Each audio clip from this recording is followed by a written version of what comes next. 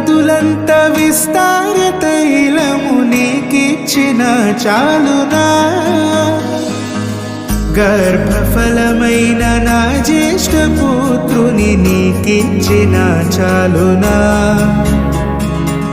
గర్భఫలమైన నా జ్యేష్ఠ పుత్రుని నీకిచ్చిన చాలునా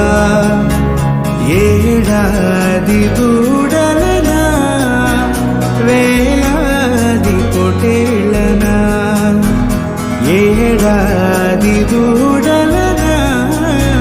వేలాది పొటేళ్ళనా